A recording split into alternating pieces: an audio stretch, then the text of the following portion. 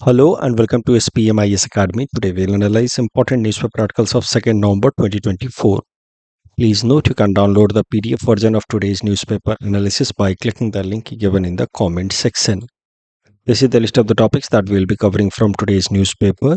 The first article is about black hole triple system. This topic is important from our syllabus GS paper 3 science and technology point of view. Black hole triple system समझने से पहले हमें समझना होगा about black hole कि कैसे ये बनते हैं और उनका क्या फीचर होता है। देखिए, ब्लैक होल बनने से पहले किन किन स्टेजेस से गुजरता है ये पूरा सिस्टम, उसको देखते हैं। सबसे पहले एक बड़ा सा नेबुला होता है। नेबुला मतलब आप कह सकते हैं लंप ऑफ गैसेस, नेबुला। अब this nebula lump of gases mainly including hydrogen and helium gases which can undergo fusion reaction and produce a lot of energy.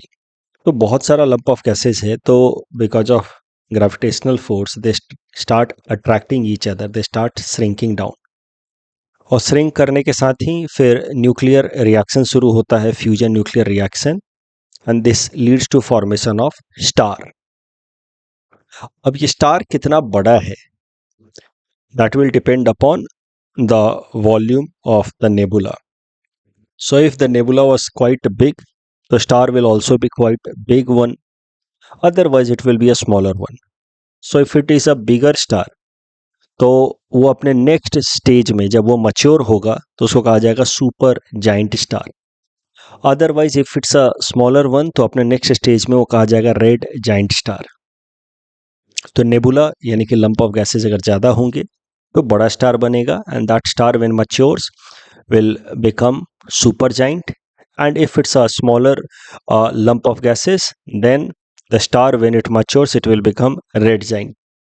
जो सुपर जाइंट जो मच्योर स्टेज है star का और जो red giant है, ये दोनों अलग अलग तरीके से एंड होते हैं। Their end of life cycle is in different format. जो रेड जाइंट है it over a period of time collapses because lump of gases तो हैं ही, फ्यूजन रिएक्शन लगातार चल ही रहा है, तो धीरे धीरे फ्यूल खत्म होने लगता है, फ्यूजन रिएक्शन लगातार चल रहा है, तो इस कारण से जो गैसेस फ्यूजन रिएक्शन कर सकते थे वो धीरे धीरे खत्म होने लगते हैं। And ultimately when almost all the possible fusion reaction has undergone, then the star dies. If it's a smaller one, red giant है, तो dies and becomes black dwarf.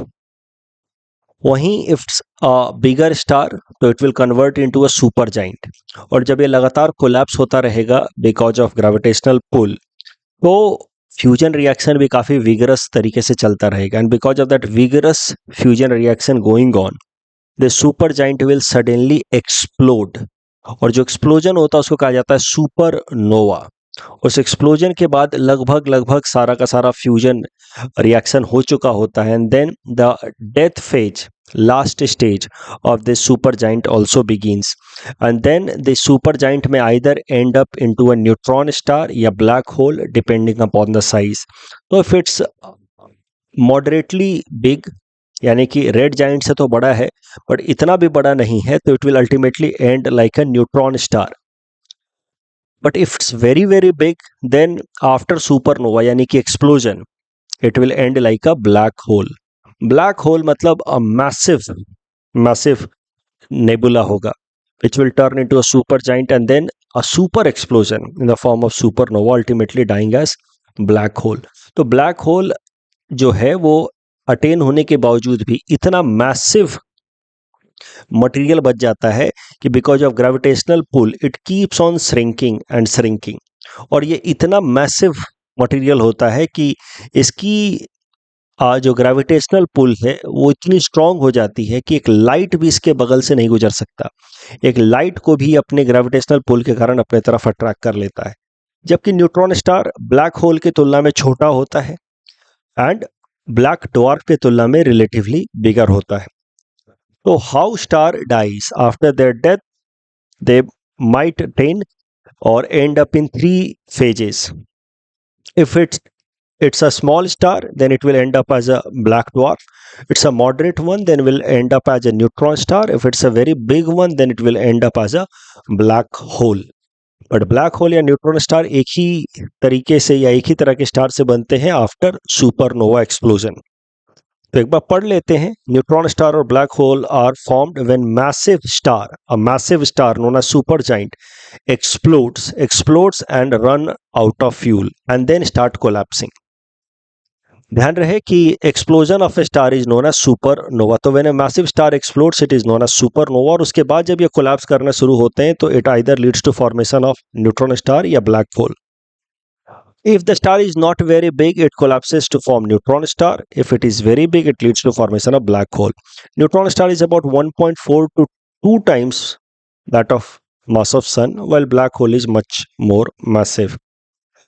Neutron star has a surface. ये अब एक बार collapse होने के बाद इसका shrink होना बंद हो चुका है, इसका एक वेल डिफाइंड सरफेस होता है न्यूट्रॉन स्टार का। जबकि black hole, since it is still collapsing, so it does not have a well defined surface. Black hole has high density, as I told you, and that is why huge gravity, and that does not even allow light to escape across it. तो ये बात हो गई black hole की।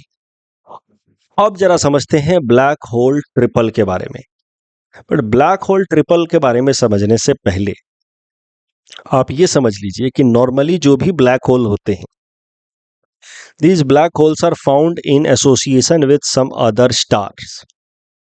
सो एक binary system में पाए जाते हैं कि एक ब्लैक होल है, उसके आसपास में एक स्टार जो है वो रिवॉल्व कर रहा है, और रिवॉल्व करते करते वो ब्लैक होल के नज़दीक आ रहा होता है। तो ये ब्लैक होल है, ये स्टार उसके अराउंड रिवॉल्व कर रहा है, और रिवॉल्व करते करते करते करते उसके नज़दीक आकर के उसके अंदर ये अल्टीमेटली कोलैप्स होगा। तो black holes discover until now have been part of binary system, means consisting a black hole and a secondary object, normally a star or another black hole.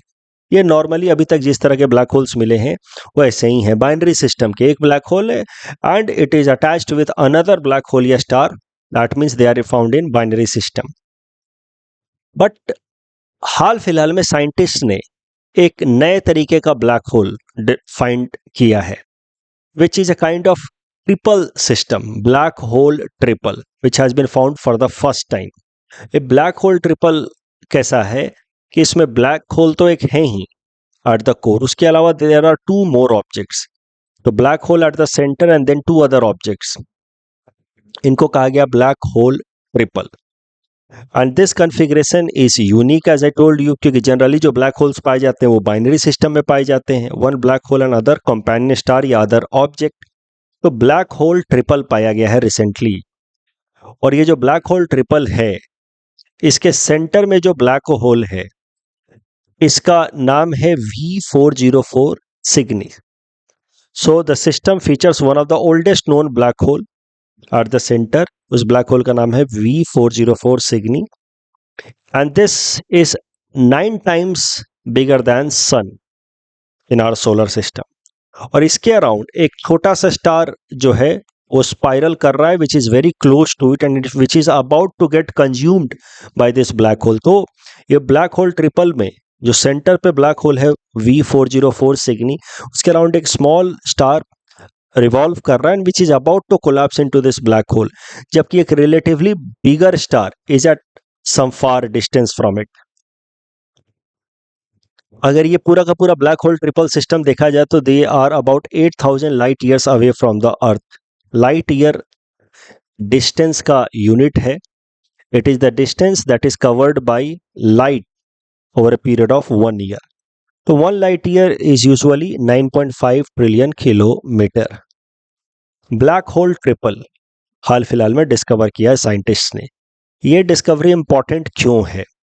क्योंकि जैसा मैंने आपको बताया कि अभी तक के जितने भी ब्लैक होल सिस्टम है उससे ये अलग है।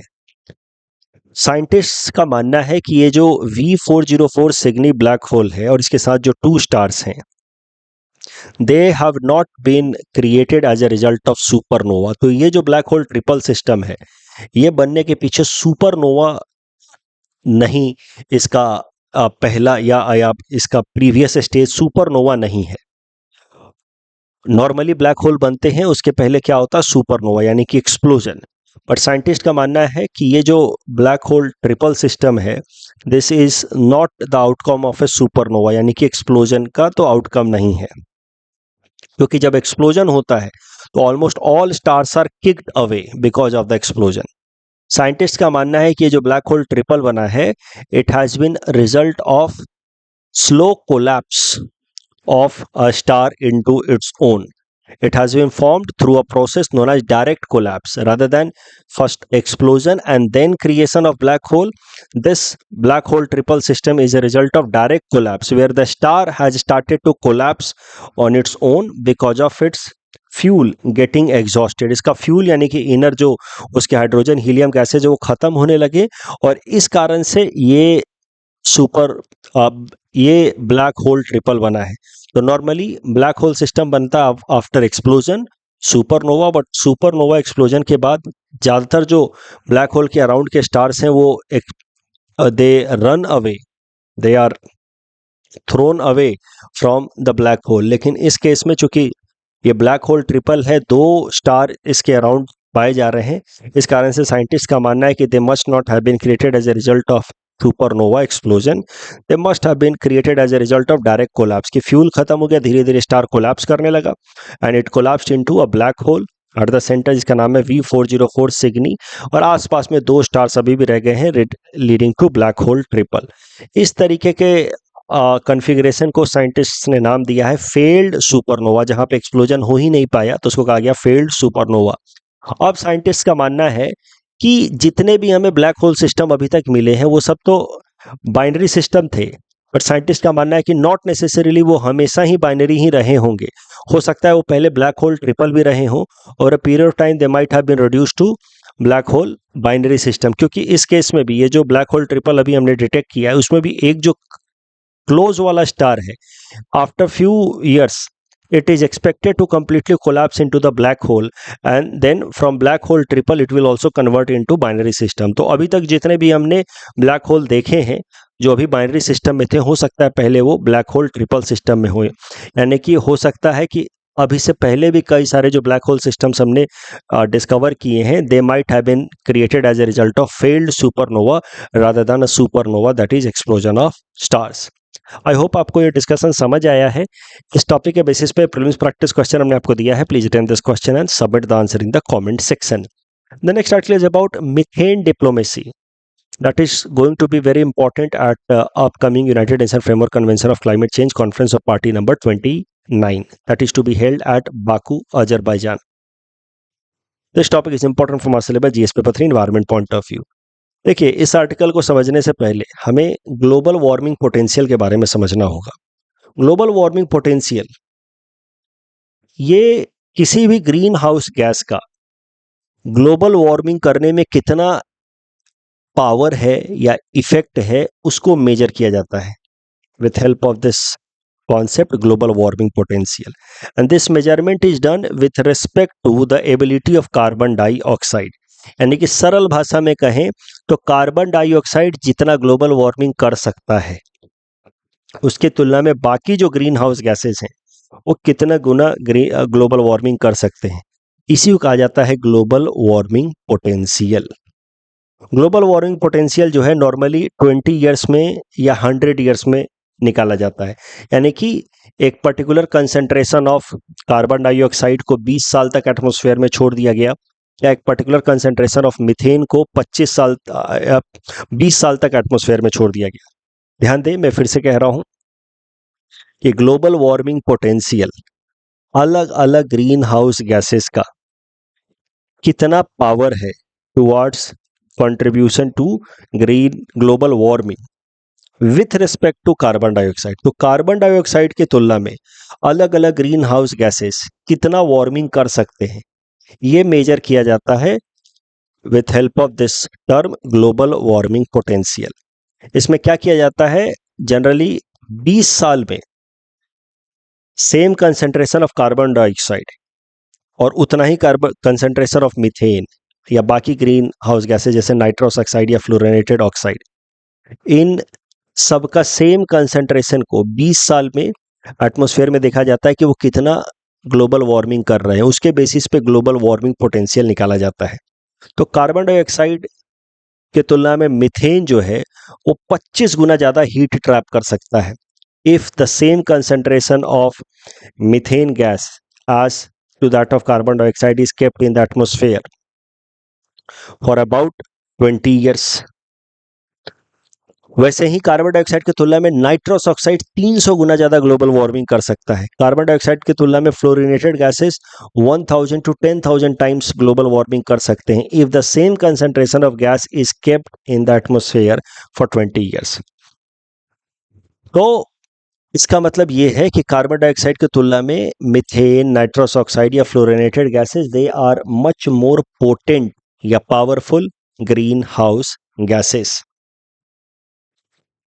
बट सवाल ये उठता है कि अगर कार्बन डाइऑक्साइड की तुलना में ये सब ज्यादा पावरफुल ग्रीन हाउस गैसेस हैं, तो फिर why we keep on talking only about carbon dioxide, why we remain concerned about carbon dioxide only.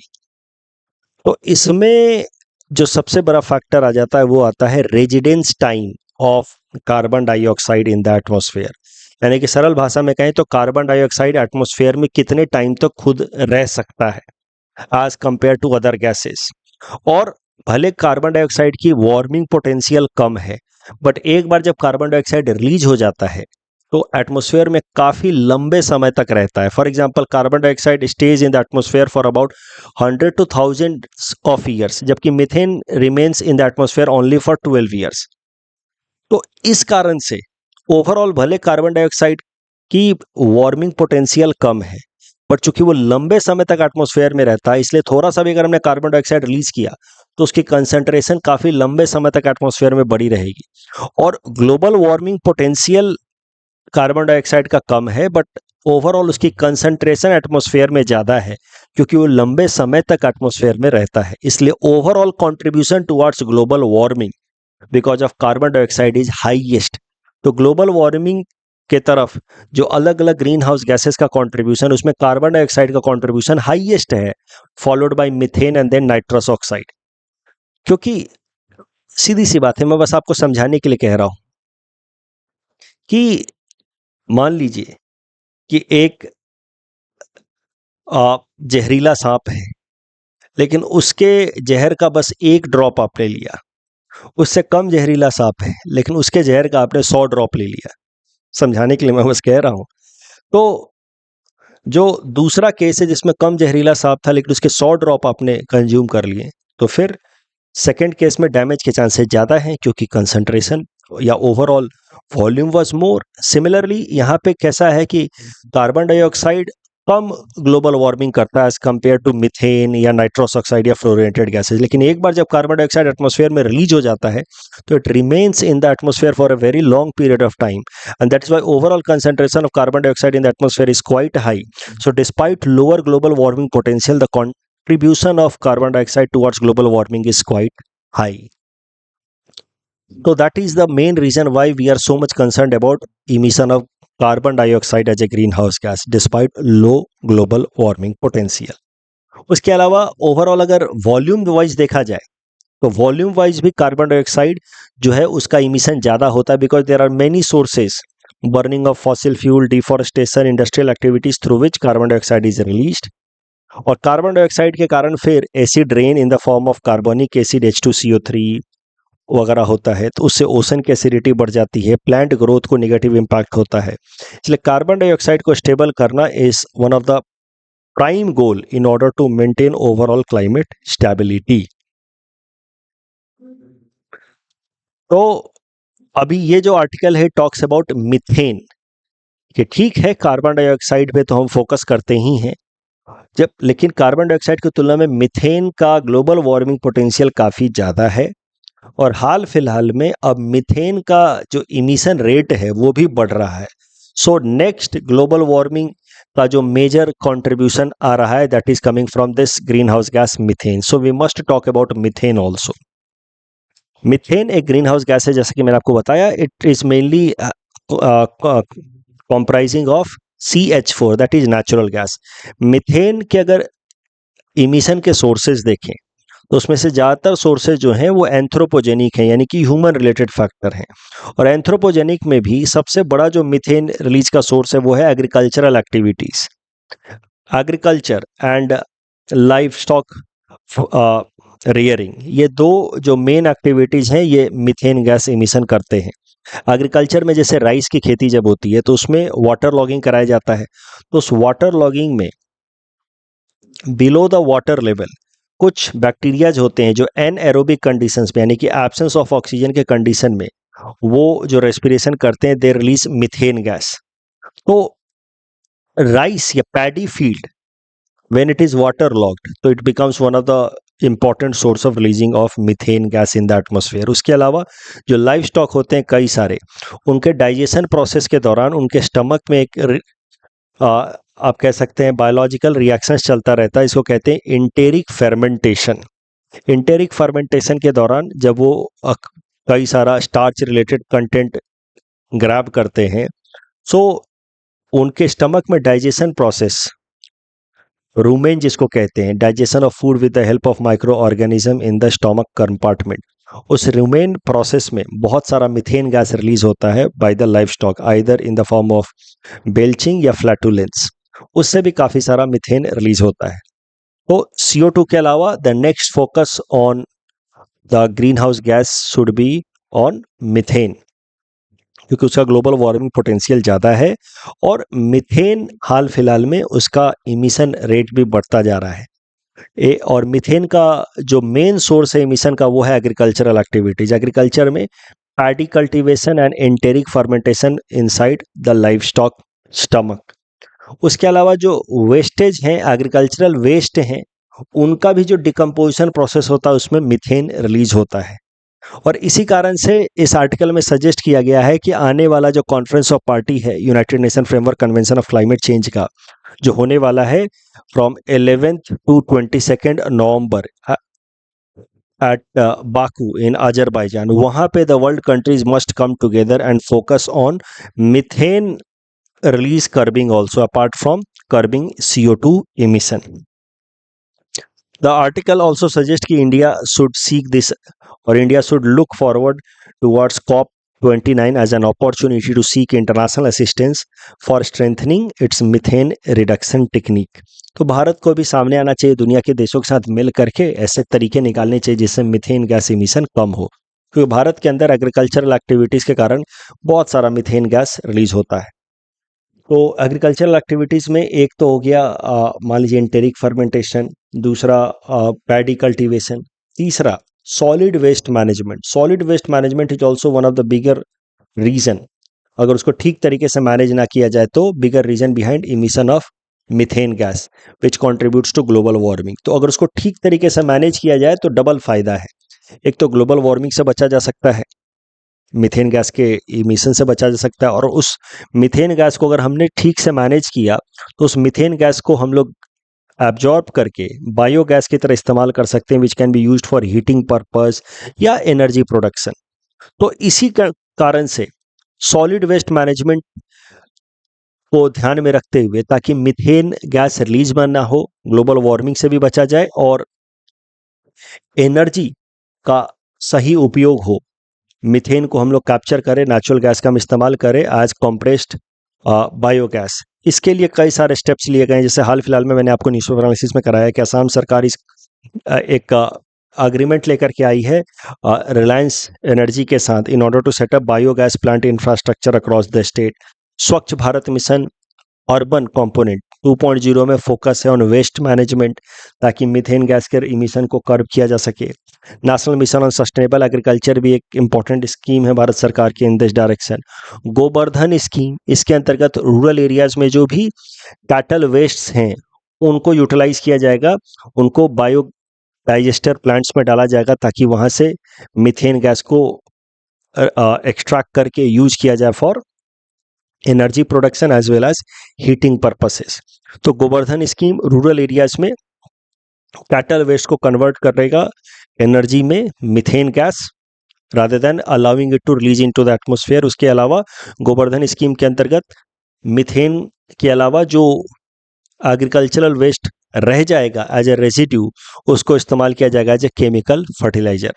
तो मैं एक बार जल्दी से रिवाइज करा दूं। सबसे पहले हमने देखा मीथेन के बारे में कि मीथेन कार्बन डाइऑक्साइड की तुलना में लगभग 25 से 28 गुना ज्यादा पोटेंट है, पावरफुल है as far as global warming is concern. फिर भी मीथेन की ज्यादा बातचीत नहीं होती है क्योंकि मीथेन का रेजिडेंस टाइम कम है, इसलिए ओवरऑल मीथेन का एटमॉस्फेयर में कंसंट्रेशन जो है वो कार्बन डाइऑक्साइड की तुलना में कम हो जाता है। बट कार्बन डाइऑक्साइड के बाद अगर जो दूसरा सबसे ज्यादा ग्लोबल वार्मिंग की तरफ कंट्रीब्यूट करने वाला गैस है तो वो है मीथेन।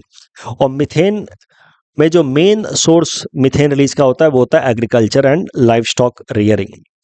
उसके अलावा अगर पुअर तरीके से सॉलिड वेस्ट मैनेजमेंट किया जाए तो भी मीथेन रिलीज होता है। और आने वाला जो कॉन्फ्रेंस ऑफ पार्टी है वहाँ पे फोकस रहेगा कि हम लोग मीथेन स्टेबिलिटी पे भी फोकस करें apart from just carbon dioxide.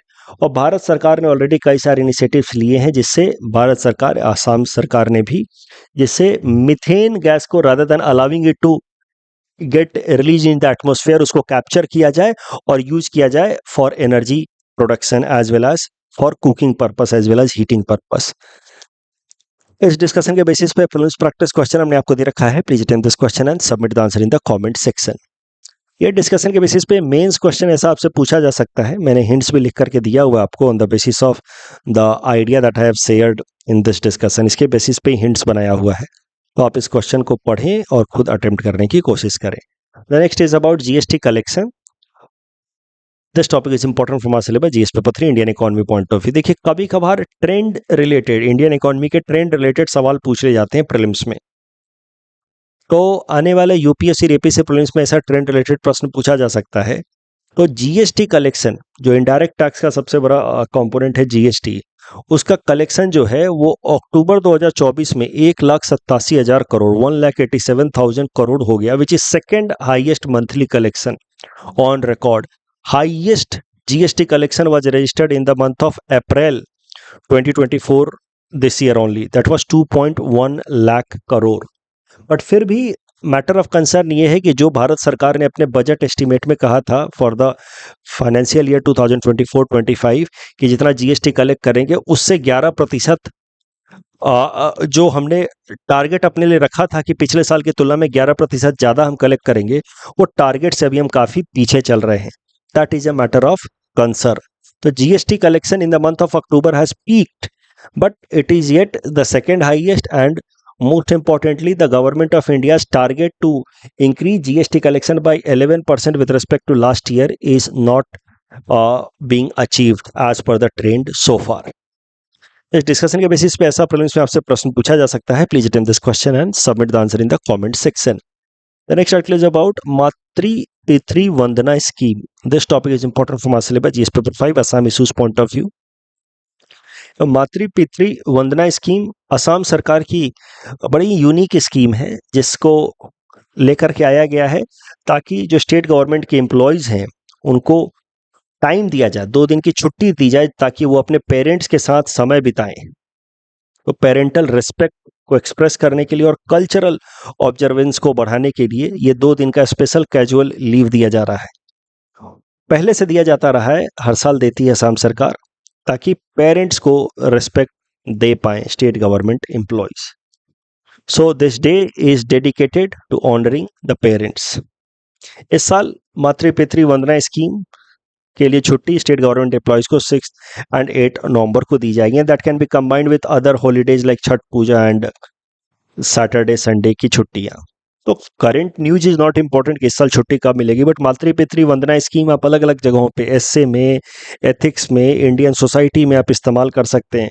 कैसे असम सरकार ये इस तरह के इनिशिएटिव्स लेकर के आ रही है ताकि लोग अपने पेरेंट्स के साथ समय बिता सकें और अपनी बॉन्डिंग को स्ट्रेंथन कर पाएं। विवेक देबरॉय जी इज नो मोर, इनके बारे में प्रीलिम्स पर्सपेक्टिव से आपको जानना चाहिए। विवेक देबरॉय जी हमारे देश के काफ़ी जाने माने इकोनॉमिस्ट रहे हैं, इनको पद्मश्री अवार्ड भी मिला है। He was chairman of the prime minister economic advisory council since 2017।